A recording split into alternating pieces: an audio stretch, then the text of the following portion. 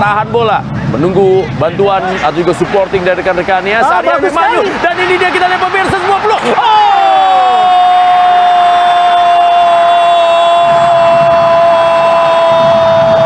Umpan yang sangat baik diberikan dari pemirsa, dan Kadek Agung memberikan semua. Buat kamu yang mau beli jersey timnas Indonesia terbaru, langsung aja klik link di deskripsi video ini dan nikmati promo gratis ongkirnya. Buruan sebelum kehabisan. Mohon subscribe channel ini dulu supaya gak ketinggalan berita terbaru timnas Indonesia.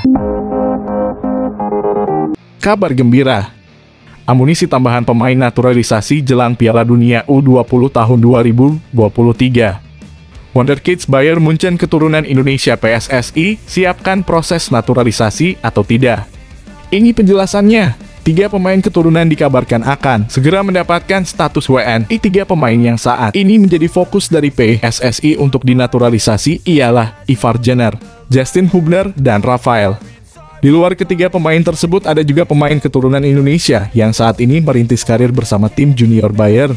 Pemain keturunan Indonesia itu bernama David Jonathan, saat ini tergabung di tim U19 Bayern Munich dan berkompetisi di E-Juniors Bundesliga South.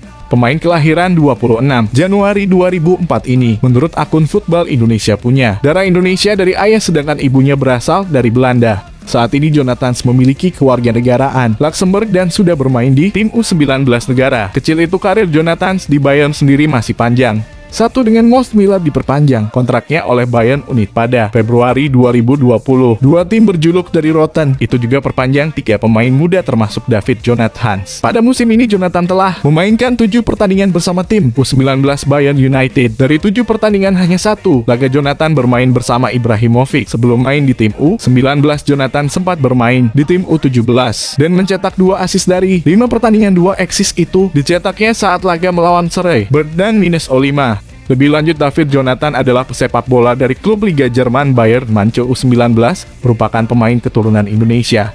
Ia dikait-kaitkan bakal mengikuti jejak 2 pemain keturunan lainnya yang saat ini sudah bergabung ke skuad timnas Indonesia U20. Utusan PSSI bahkan seakan memberikan kode yang diprediksi bakal kembali memboyong pemain keturunan untuk mengikuti proses naturalisasi. Unggahan IG utusan PSSI.